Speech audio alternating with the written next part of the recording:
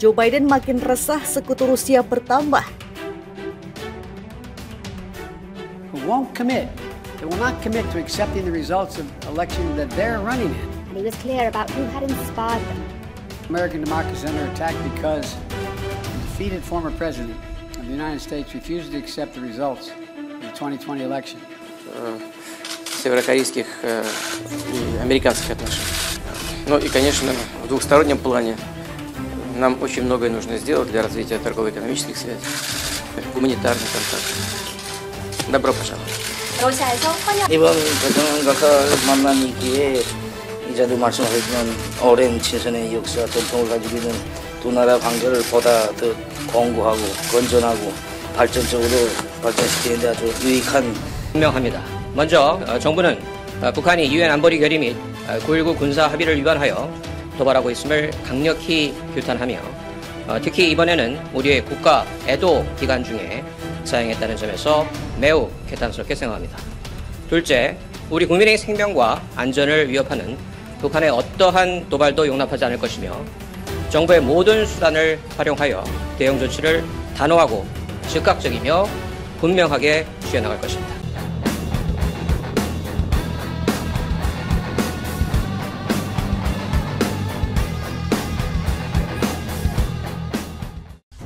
Presiden Amerika Serikat Joe Biden gelisah lantaran sekutu Rusia semakin bertambah.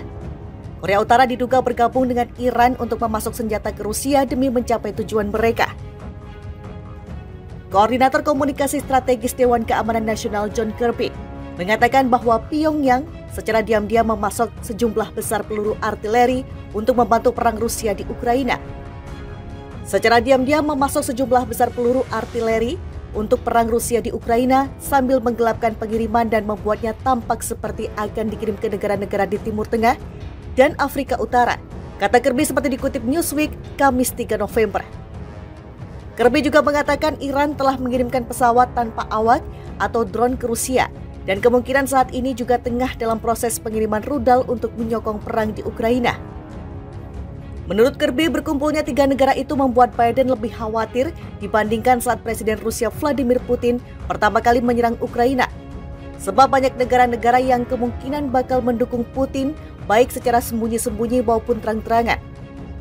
Ini mengkhawatirkan bahwa negara bangsa manapun di seluruh dunia akan secara diam-diam atau terang-terangan mendukung Putin, ucap Kirby. Meski begitu, menurutnya pengiriman senjata dari sejumlah negara itu membuktikan bahwa Rusia saat ini tengah terisolasi secara ekonomi dan butuh bantuan. Sekarang saat ini terus-menerus kehilangan tempat, kehilangan tentara, kehilangan momentum jika menjangkau luar perbatasannya untuk meminta bantuan, kata Kirby. Ini adalah tanda isolasi yang terus dia rasakan secara ekonomi, bahkan basis industri pertahanannya sendiri tidak dapat mengimbangi kecepatan dia menggunakan persenjataan di Ukraina, lanjutnya. Tapi itu juga merupakan tanda sebesar apa dia berusaha melanjutkan perang ini sehingga dia bersedia keluar dari batas yang tampak untuk mencari pemasok asing untuk terus membunuh Ukraina. Kirby juga mengatakan bantuan yang diterima Moskow dari Pyongyang maupun Teheran tidak akan cukup untuk mengubah gelombang konflik. Dia juga menegaskan bahwa AS akan mengejar langkah-langkah pertanggungjawaban yang tepat terhadap kedua kekuatan itu. Usai Iran, giliran Korut dituding pasok senjata ke Rusia untuk gempur Ukraina. Setelah Iran, kini giliran Korea Utara atau Korut yang dituduh memasok senjata ke Rusia untuk membantu perang Moskow di Ukraina. Tuduhan ini datang dari Amerika Serikat. Juru bicara Dewan Keamanan Nasional Gedung Putih, John Kirby, mengatakan Washington memiliki informasi yang mengindikasikan Pyongyang secara diam-diam memasok peluru artileri dalam jumlah signifikan ke Moskow. Korea Utara berusaha membuat tampak seolah-olah senjata mereka dikirim ke negara-negara di Timur Tengah atau Afrika Utara, kata Kirby seperti dikutip AP Kamis 3 November 2022. Dia menolak untuk memberikan pemikiran spesifik tentang jumlah amunisi yang dikirim untuk mendukung perang Rusia, tetapi mencatat bahwa AS tidak percaya jumlah amunisi tersebut akan mengubah momentum perang di Ukraina. Para pejabat AS percaya bahwa pengiriman senjata-senjata tersebut, di mana drone yang diperoleh Rusia dari Iran, menunjukkan bahwa perang yang kejam dan sanksi barat telah melemahkan persenjataan dan kemampuan Rusia untuk memproduksi senjata baru. ketika Presiden Rusia Vladimir Putin terus kehilangan tempat, kehilangan tentara, kehilangan momentum, dia mencapai di luar perbatasan, kata Kirby. Itu pertanda kedua isolasi itu terus dia rasakan secara ekonomi. Pangkalan industri pertahanannya sendiri tidak dapat mengimbangi kecepatan penggunaan persenjataannya di Ukraina. Setelah Gedung Putih memperingatkan bahwa Rusia mungkin mencapai senjata baru ke Korea Utara, Pyongyang pada bulan September membantah telah atau akan melakukannya.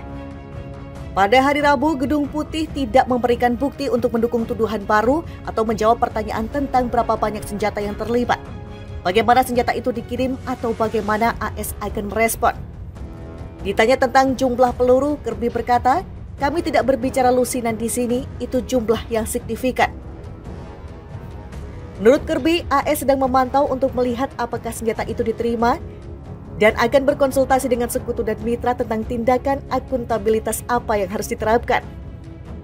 Pemerintahan Joe Biden memperingatkan pada pekan lalu bahwa Rusia mungkin mencari rudal balistik surface-to-surface, jarak pendek dari Iran. Tetapi Kirby pada Rabu mengatakan tidak ada indikasi yang terjadi. Rusia telah dituduh menggunakan drone buatan Iran untuk menyerang pembangkit listrik Ukraina dan infrastruktur sipil lainnya. Gedung Putih menegaskan kembali kesediaannya dan kesediaan sekutunya untuk memberikan bantuan militer ke Ukraina. Menurut Bruce Klingner, mantan wakil kepala divisi CIA Korea yang sedang bekerja di Heritage Foundation, Korea Utara kemungkinan akan memberi Rusia peluru 122 mm dan 152 mm, serta peluru untuk beberapa peluncur roket. Dia mengatakan putaran itu akan kompatibel dengan sistem Rusia dari sistem yang Korea Utara coba ganti dengan sistem yang lebih baru yang membutuhkan kaliber baru. Usia dan kualitas putaran yang terlibat adalah pertanyaan terbuka. Selama pengeboman artileri Korea Utara di Pulau Yeonpyeong, Korea Selatan pada tahun 2010, seperempat dari peluru yang menghantam pulau itu tidak meledak.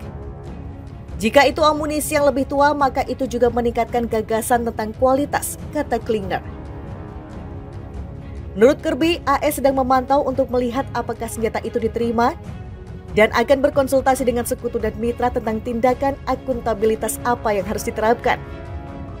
Pemerintahan Joe Biden memperingatkan pada pekan lalu bahwa Rusia mungkin mencari rudal balistik surface-to-surface, jarak pendek dari Iran. Tetapi Kirby pada Rabu mengatakan tidak ada indikasi yang terjadi. Rusia telah dituduh menggunakan drone buatan Iran untuk menyerang pembangkit listrik Ukraina dan infrastruktur sipil lainnya. Gedung Putih menegaskan kembali kesediaannya dan kesediaan sekutunya untuk memberikan bantuan militer ke Ukraina. Menurut Bruce Klingner, mantan wakil kepala divisi CIA Korea yang sedang bekerja di Heritage Foundation, Korea Utara kemungkinan akan memberi Rusia peluru 122 mm dan 152 mm, serta peluru untuk beberapa peluncur roket. Dia mengatakan putaran itu akan kompatibel dengan sistem Rusia dari sistem yang Korea Utara coba ganti dengan sistem yang lebih baru yang membutuhkan kaliber baru. Usia dan kualitas putaran yang terlibat adalah pertanyaan terbuka. Selama pengeboman artileri Korea Utara di Pulau Yeonpyeong, Korea Selatan pada tahun 2010, seperempat dari peluru yang menghantam pulau itu tidak meledak. Jika itu amunisi yang lebih tua, maka itu juga meningkatkan gagasan tentang kualitas, kata Klingner.